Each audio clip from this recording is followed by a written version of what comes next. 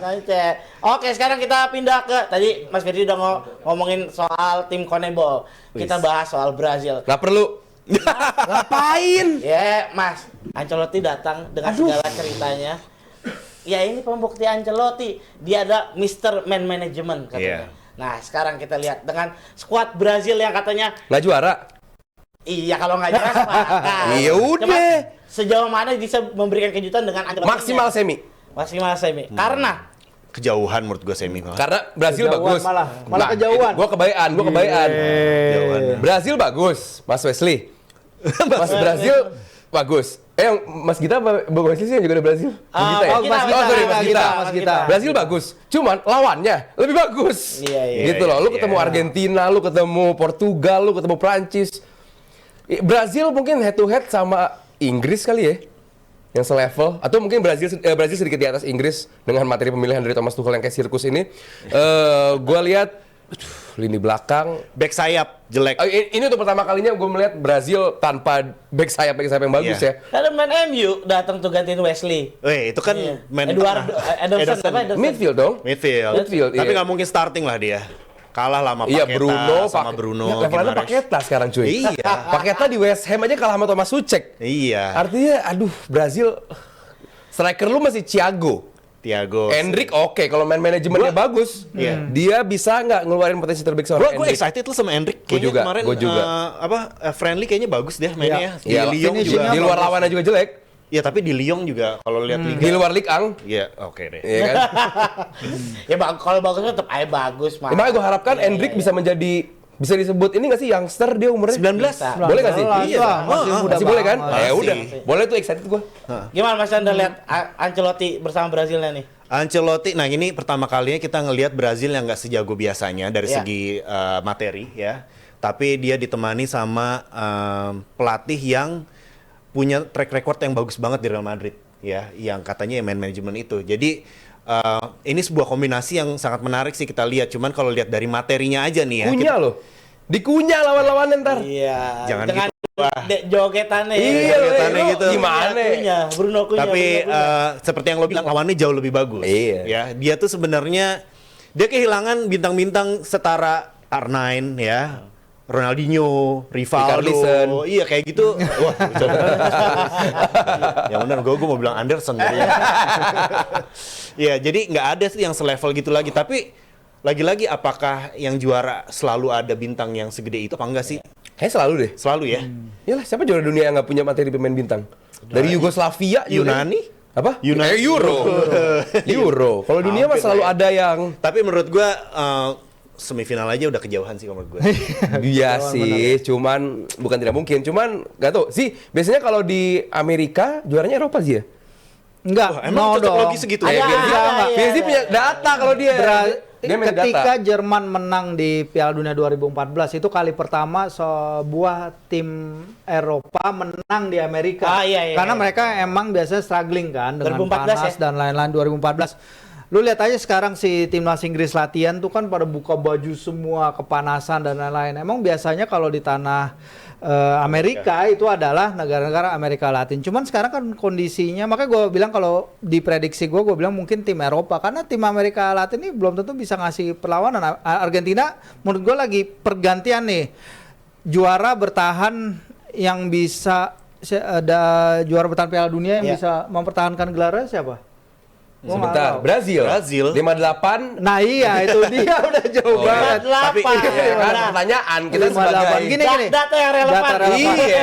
Brazil 5862. Brazil datang ke turnamen mereka ranking 6 dunia. Itu adalah peringkat terendah mereka untuk memasuki Piala Dunia sejak FIFA bikin list ranking dunia.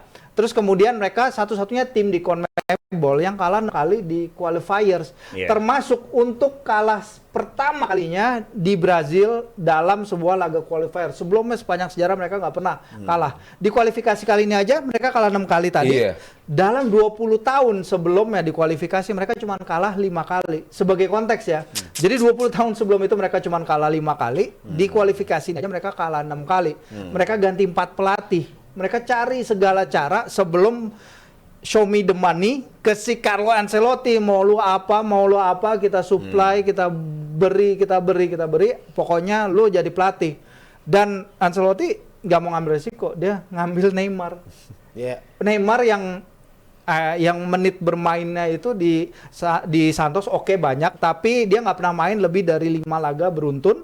Dia nggak pernah, sekarang dia latihan, dia cedera lagi. Dan sekarang ini dia gamblingnya dia mungkin tuh kalau nama pemain itu bukan Neymar itu udah dibuang jauh-jauh, tetapi dikasih Neymar figur, iya, makanya mungkin bukan butuh di atas lapangan. Benar, mungkin butuh seperti Neymar, figur Brazil itu. butuh Neymar. Iya, lu sama Uruguay-nya Bielsa aja yang jelek lu kalah. Iya, Ya kan? Tapi Amerika Serikat yang dipakai sama Abrar ngalahin Uruguay 5-2. Tapi Amerika juga kurang sih. Tuan rumah yang karena paling Pochettino-nya kurang juga udah ngobrol sama Milan, udah mau pindah juga. Dan kapasitas pemainnya juga nggak ada yang selain polisi siapa nggak ada nama Anthony Robinson kemarin Larin Balogun. Balogun. Kalau emang dia benar-benar bagus sih nggak bakal dilepas sama Arteta sih. Yes, nggak ada. gila. Nggak ada. Lu nggak tau Trump? Ini mah jatuhnya kita nggak bahas teknis lagi sih. Lu nggak tau Daniel Trump lagi? Siapa? Donald Trump. Trump. Bisa final ini. Itu sih patut dicurigai gitu misalnya. Jadi kalian sepakat ya kata Ancelotti dengan Mr. Man Management ini dengan lack of generation Brazil. Bener dong. Lack of generation. Berarti lack of generation dong. Dia. Jadi Lack of regeneration. Jangan dibetulin. aja. Aduh, nih kurang ini, Bro. Tektokan. Ntar kalau ada Clippers tadi yang di situ pas dia ngomong lack of generation boleh ya. Jadi bener. kayak itu. Jadi tetap akan kesulitan ya. Brazil udah. Brazil. Tapi kita ngomongin ini aja deh. Kuda hitam yang lagi digadang-gadang, Norwegia. Emang sejauh mana sih menurut gue juga Odegaard dan Haaland ini bisa sejauh mana? Gue nggak itu loh. Menurut gue ya 16 lah paling kenceng, itu udah jago banget menurut gue di 16. Perempat sih gue. Kayak misal kayak dia bikin kejutan kayak Maroko gitu, itu belum sampai situ kapasitas. Jauh kayak Maroko masih di atas Norwegia deh kalau dibandingin. Iya, sepakat gue juga. Gue enggak.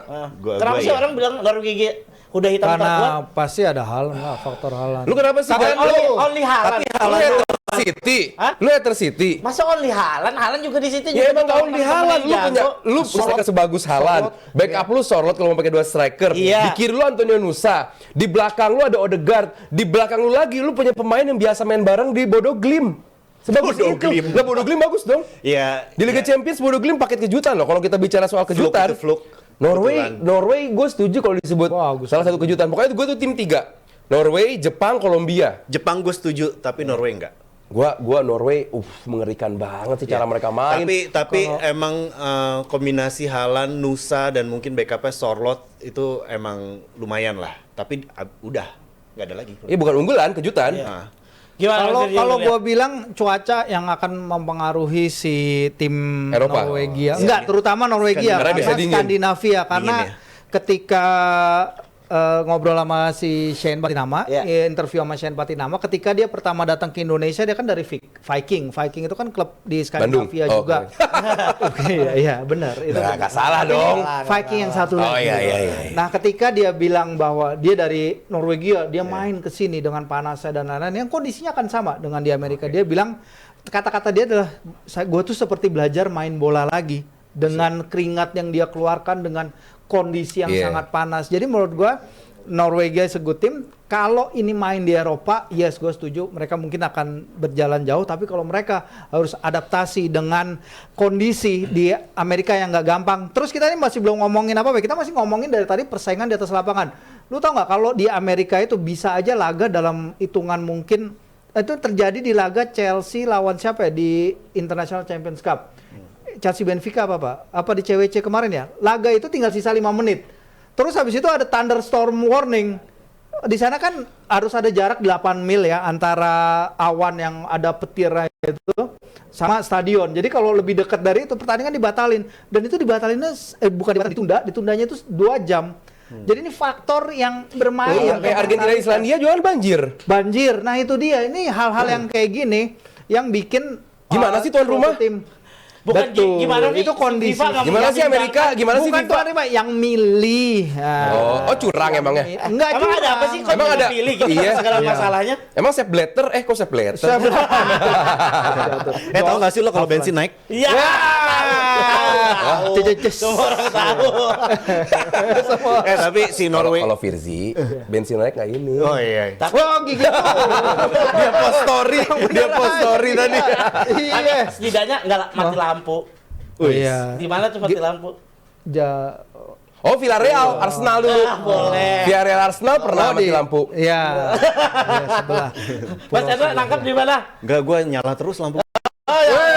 Berarti sih secara kesimpulan bisa nggak disebut kayak begini? Yang akan menjadi juara adalah tim yang paling bisa beradaptasi dengan suhu, cuaca, Salah satunya ya kayaknya. dan juga lu kan nih East Coast to West Coast belum pindah ke negara lain. Iya. Dan tapi emang sih begitu perempat atau semi semuanya emang di US gitu kan. Cuman cuaca Tapi format baru ini emang mengharuskan Gak asik, emang. digelar di area yang stadionnya banyak, makanya nggak bisa di Amerika doang.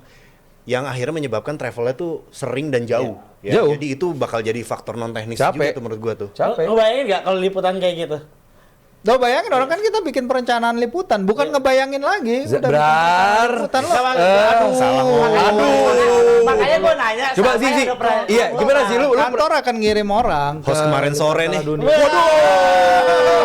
ngomong sama Zam, jurnalis. waduh. Zee, lu perencanaan coba dong boleh sedikit di-share gitu. Maksudnya kayak Oke. perencanaan peliputan di Jadi tiga negara ini kantor gimana sih? rekan saya dari Kompascom akan berangkat liputan Piala Dunia. Kita ngambil nih, kasih pilihan setengah pertama turnamen apa setengah terakhir turnamen. Karena kalau lu mau cover semuanya itu Iya. kan terlalu mahal, terlalu mahal dengan dolar yang sekarang juga kan terlalu kacau. luar biasa parahnya. Jadi kita ngambil benar-benar sisi setelah 32 besar dan itu juga klaster laga di kanan atas di mana final akan dimainkan di MetLife ya. New York, New Jersey. Jadi di sana ke Philadelphia itu jaraknya bisa Deket. tempuh pakai nggak dekat sebenarnya naik bus itu 4 jam. 5 jam, 4 Iya. jam tapi naik kereta juga bisa. Perjalanan paling jauh nanti akan ditempuh rekan saya tuh mungkin ke Houston atau ke Dallas. Itu pun tiketnya paling murah, I don't know berapa ya, $150-200. Terus nyari penginapan, kita nggak bisa nyari penginapan yang deket stadion karena harganya jauh pun mahal. ngaco. Jadi kita mungkin ketemu penginapan yang jaraknya 9 km dari stadion. Dan lu harus bear in mind ya, kalau kalian nonton as a supporter ya, nonton pertandingan selesai, oke, lu bisa keluar langsung pergi pulang. As a jurnalis nggak bisa, kita harus stay press conference, nunggu mix zone, panas. di dalam sana kita ngetik. Jadi mungkin kalau pertandingan mulai jam 20 biasanya kayak jam kick off, itu mungkin keluar stadion bisa jam 3 pagi. Kayak gue di Rusia itu balik ke apartemen itu jam 4 pagi. Kalau di Rusia jam 4 pagi itu ada bus, Pak. Jadi dari stadion Luzhniki, Saint Petersburg dan lain-lain itu aman, bisa balik dan itu gratis. Kita nunjukin nih akreditasi, kita pulang. Kalaupun nggak akreditasi juga bisa beli tiket. Tapi kalau di sini lu stadion di New York kayak dari Gambirnya ke GBK-nya aja jaraknya mungkin mirip ya. Itu lo harus bayar $20, which is 400-500 ribu. Diduitin. Dan naik transportasi, kalau lu nyawa mobil untuk bayar parkirnya di stadion itu pun bisa nyampe $150. Terus kenapa Visi tidak ingin berangkat sih? Akhirnya nyuruh rekan-rekan yang lain. Gue gini, kalau diizinkan kesehatan dan semua kemampuannya, gue pinginnya ke 2030 karena Saudi, Selat Iberia. Oh, Portugal. Oh, Portugal. Sorry. 2034 cepet-cepet. Spanyol, Portugal, Maroko itu Maghreb. Itu boleh tuh, Maghrib boleh banget. Nanti di dunia setelah ini formatnya masih sama nggak sih? Oh enggak, ada lucu lagi. Jadi kan Centenario kan Piala Dunia Mas, karena ulang tahun. Jadi main di Eropa, main di Afrika, main di Amerika karena harus Uruguay ya karena 100 tahunnya 1930 ya Piala Dunia 1930 balik lagi ke Eropa. Jadi cuma 1-2 pertandingan di Uruguay, habis itu balik lagi ke Portugal, Spanyol dan Maroko. Kenapa? Karena FIFA kan sebenarnya rotasi ya, sistem rotasi untuk menetapkan tuan rumah. Jadi Gen 1 UEFA, CAF, AFC, CONMEBOL, UEFA, CAF, AFC, disebar ini disebar agar 2034 jatuh persis di AFC lagi. Kenapa? Karena yang maju Saudi Arabia. Oh gitu. Kok bisa Saudi sih yang menang? Ke situ lah. Itu lagi. Iya. Orang Piala Dunia digeser aja bisa. Gimana sih Aldi Bapak kayak tahu aja kamu. Husnuzon. Kita langsung ke ini aja. Jadi favorit kalian di hajatan bola dunia kali ini siapa? Tadi baru gue yang jawab. Unggulan apa ini negara-negara kejutan? Iya. Lu siapa? Kejutan dulu. Iya, lu siapa?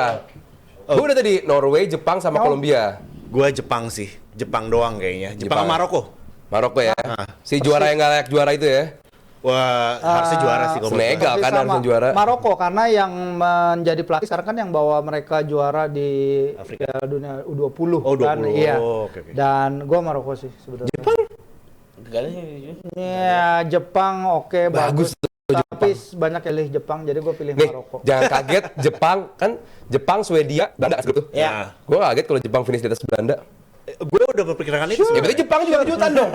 Iya, Jepang. Iya, makanya. Jepang. Oke, Iya. bagus. Iya. Jepang. Kejutan di fase grup. Cuman grup. Jepang itu ada handicap mereka tuh di round of 16 ya. Jadi mereka tuh nggak pernah bisa lewat round of 16 ya kalau Tahun nggak ini salah bisa? ya. Iya. Iya, jadi kalau mereka bisa lewatin handicap round of 16 karena Jepang kan Bisa. punya target 2050 mereka Juara juara dunia. Ya. Jadi buktiin mereka bisa ngelewatin barrier babak 16 besar itu karena Korea kan udah lolos ke semifinal Iya, dengan ketika bersih. itu di 2002 apapun.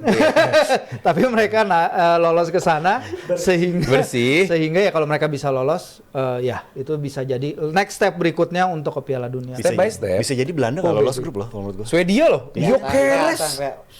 Gyökeres Isak coy. Itu Dua striker termahal.